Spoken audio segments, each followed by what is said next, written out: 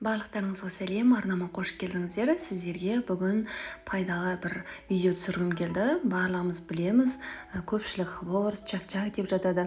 Осы рецепті түсіргім келді арнайы. Осы видео арқылы сіздерде үйде отырып, жас қыз-келіншектер, жас аналар үйде отырып сіздерде өз бизнестеріңізді бастасаңыздар болады.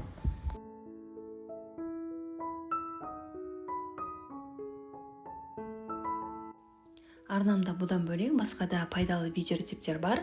Қарап, тапсырыс қабылдаңыздар және де магазиндерге тапсырып, өз керектеріңізге жаратыңыздар. Ендігі кезек чак-чакты дайындайтын боламыз. Ең алдымен ыдысымызға 2 жұмыртқаны саламыз, үстінен аздаған су құямыз. Су міндетті түрде құйсаңыздар, жаңа хворстарымыз, чак-чактарымыз қатты сынып кетпейтін болады, өз формасын жақсы ұстайтын болады. Сондықтан мен кішкене су құйып жіберемін. Үстінен тұз салып, жақсылап араластырып, өлшеніп алған ұнымызды салып, қамыр илеп алатын боламыз.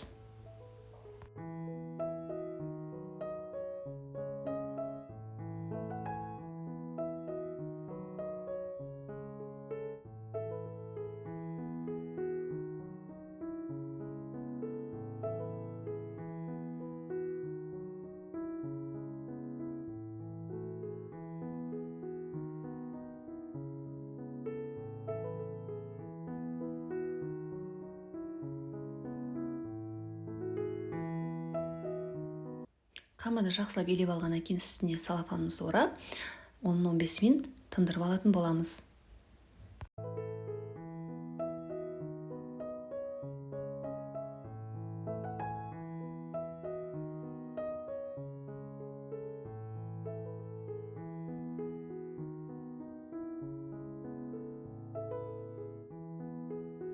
Тынған қамырымызды оқтаудың көмегіне жуыққа етіп, барлық жағын теңдей жайып алатын боламыз.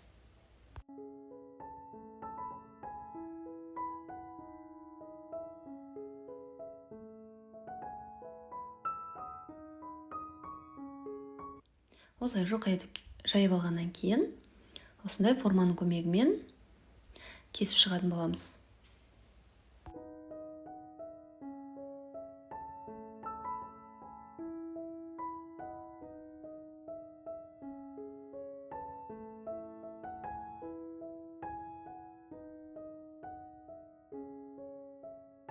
Барлығын мінекей кесіп алдық. Сіздер де осылай барлығын осы қалыңдықта, осы үлкендікте кесіп алсаңыздар, әдемі болып шығады.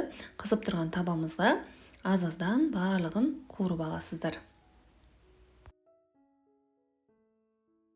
Пісіріп жатқан кезде барлық жағын осылай араластырып тұрсаңыздар, біркелкі болып шығады.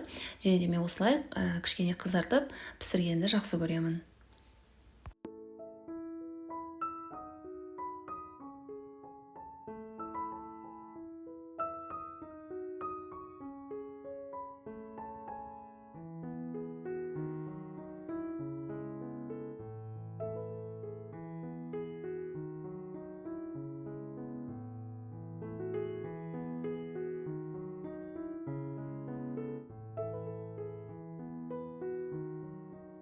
Барлық чак-чактарды осылай қуырып аламыз. Және де сгущенкамен араластыратын боламыз. Егер сіздерде қою сгущенка болса, ыстық суда ертіп аласыздар. Менде сгущенка сұйық болғандықтан осылай үстіне құйып, және де қасықтың көмегімен жеңіл араластырамыз. Қатты езіп жібермейсіздер. Қолмен араластырсаңыздар да қатты езіліп кетуі мүмкін. Сондықтан қасықтың көмегімен жай араластырып, барлық жеріне теңдей етіп жеткізіп шығамыз сгущенканы.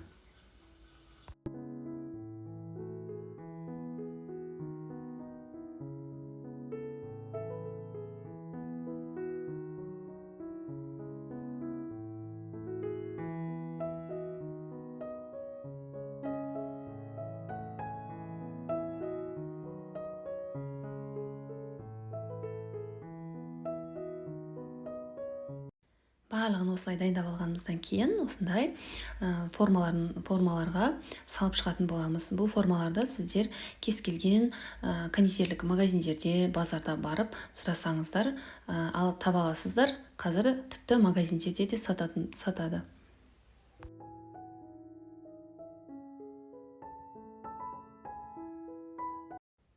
Формаламызға салып алғаннан кейін үстіне осылай арахис және де мейіздерді салып, оформление жасап тапсырыс қабылдасаңыздар болады, немесе магазиндерге тапсырсаңыздар болады. Егер сіздерде осы бизнес қызықтырса, осы идеялар қызықтырса, менің инстаграм парақшама өтсеңіздер, немесе комментарий бөлімінде сұрақтарыңыз болса, сұрасаңыздар болады. Міндетті түрде сіздерге жауап беретін боламын. Сіздер де үйде отырып өз осындай кішігірім бизнестеріңізді бастап табысты болыңыздар.